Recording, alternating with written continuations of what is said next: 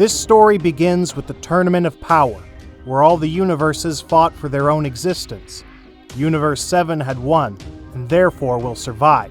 But the android 17 made the wish to revive all the universes, so everything had returned to normal for everyone. But months later, 12 gods gathered in one place. That meeting was invoked by the god of destruction, Vermouth. None of the angels accompanied the gods of destruction at that time, because it was something that they should not be involved in or things would not go as they should. All the gods had been gathered under the premonition that it was something extremely important. This was very strange, because such a meeting happened only once every so many thousands of years. Heels, the goddess, asked, "Why have you brought us all here, Vermouth? I was about to destroy a planet and you interrupted me with your call. I hope it really is as important as you say." "Well, I have made this invocation to dictate the future that awaits the universes," he replied. Intrigued, the god of Universe 6, Champa, asked, "What do you mean by that? You mean the Tournament of Power? That already happened months ago." "I think you have not understood me. As you all know, there is a mortal that has caused many problems, and we all agree that he is a complete nuisance for us, the gods. And more being a friend of Zeno-sama, who apparently has a great influence in his decisions.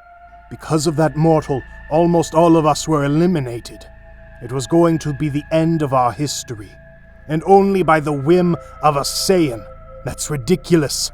"I have to admit that this sayan has been a real problem. I find him attractive, but that doesn't take away from the fact that he's a complete idiot, and does what he wants without caring about the rest." For his part, Quitella said, "And then what are you proposing, Vermouth? Why are you telling us all this?" "That Saiyan must pay for everything he did.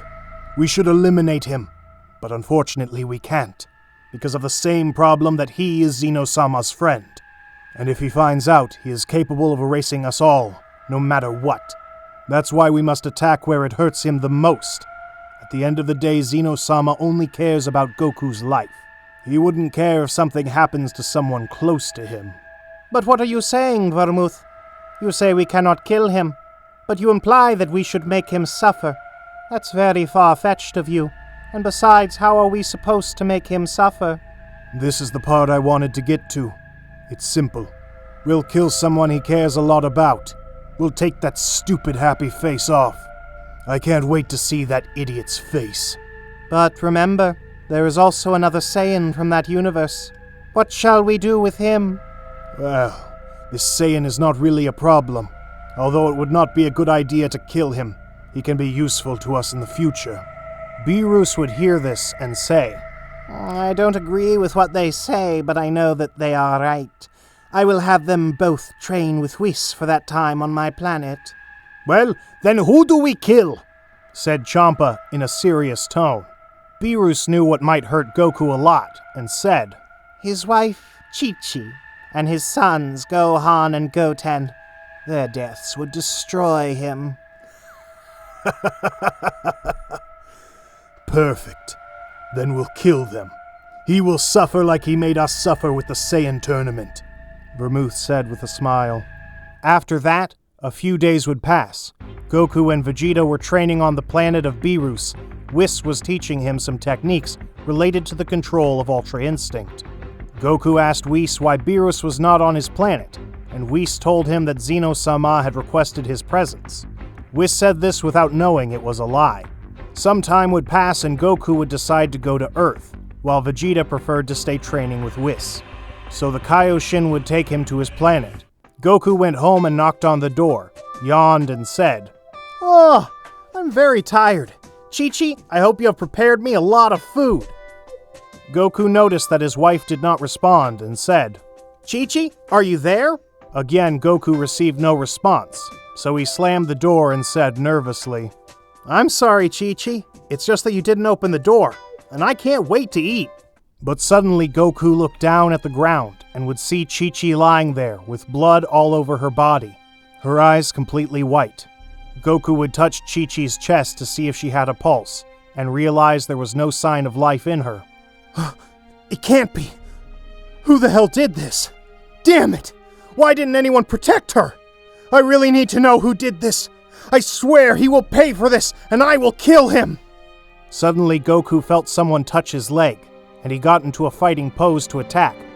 But he realized it was Gohan, who was in agony, and he did that to make Goku aware of his presence. It can't be! You too, Gohan? What happened? Wait, I'll go get some of the hermit seeds! Goku, as quickly as possible, he would go for some hermit seeds with teleportation, but when he got to the place there were none. I understand what you're saying, Goku, but even if you give him a hermit seed, he won't survive. His injuries are very serious and impossible to fix. Goku had teleported the bodies to the site, and so Karen knew she would not survive. I'm sorry, Goku, but he will die. Gohan, with his last words, would say, Don't go on, Father. I can't save myself. Tell me, who the hell did it? It was the gods of destruction. I saw how they massacred my mother. I tried to defend her, but it was useless. They ended up doing the same to me. Please, come to my mother, said Gohan, who died at that moment. Goku's gaze reflected a huge grudge. The whole place had begun to tremble. Goku let out a cry of anger, triggered by the death of his wife and son. Goten had arrived on the scene and would see his father full of anger. Father, calm down. If you go on like this, you'll destroy the planet Earth.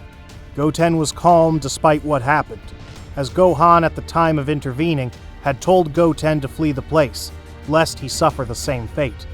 Goku looked at his son and said, At least you are alive, son. You will witness how I will kill every one of the gods of destruction involved in this. At that moment, Goku called the Kaioshin again, who had not seen anything, and asked Goku what was going on and why he was so serious. But Goku only told him to take him to Universe 4, because he recognizes that this is one of the gods who have shown contempt towards him the most. So Goku went to the planet of the god of destruction of Universe 4. He would arrive and an angel greeted him and asked, What are you doing here, Mr. Goku? Have you come to visit Mr. Quitella? Goku did not even respond to the angel, and with a burst of power he destroyed the house of the god of destruction, who was resting. Who the hell did this? Who interrupted my dream? Mr. Quitella, they have come to visit you.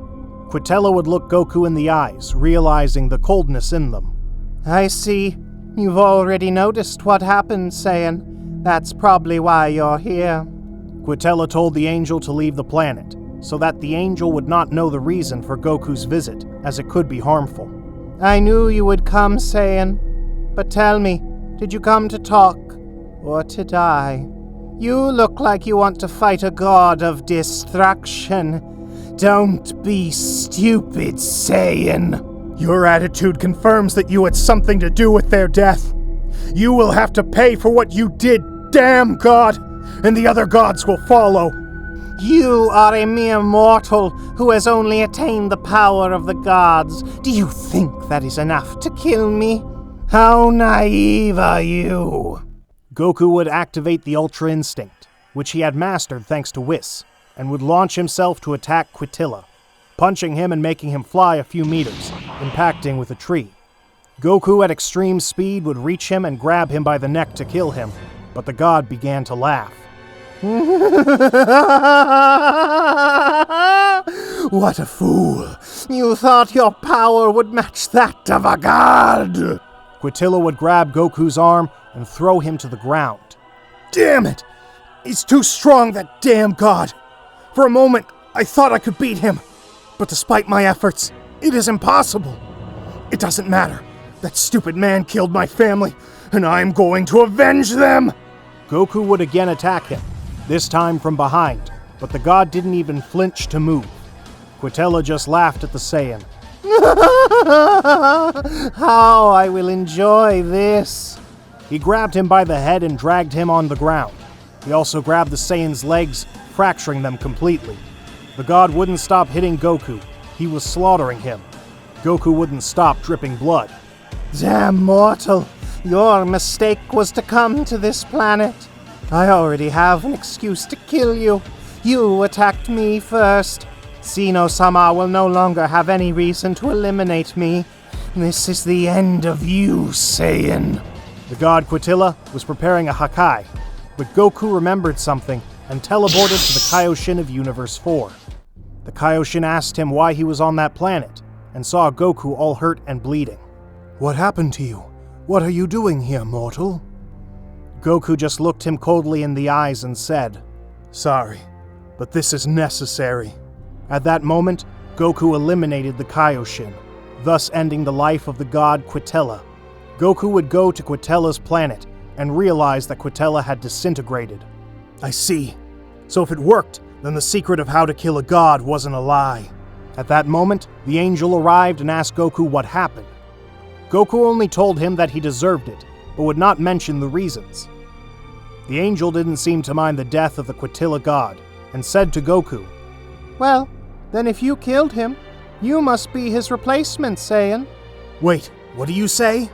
As you hear, now you will take his place. At that moment, the angel would grant Goku the power of a god of destruction, which formerly belonged to Quitilla. Goku on one hand felt bad for killing him that way, as he wanted to do it with his own hands, but it was the only option. Goku would feel a new power coursing through his body. Now I will kill them with my own hands. The angel still did not understand why Goku said that, but he did not question it, and neither did the Kaioshin. Now take me to Universe 7. The next one I will kill will be Beerus.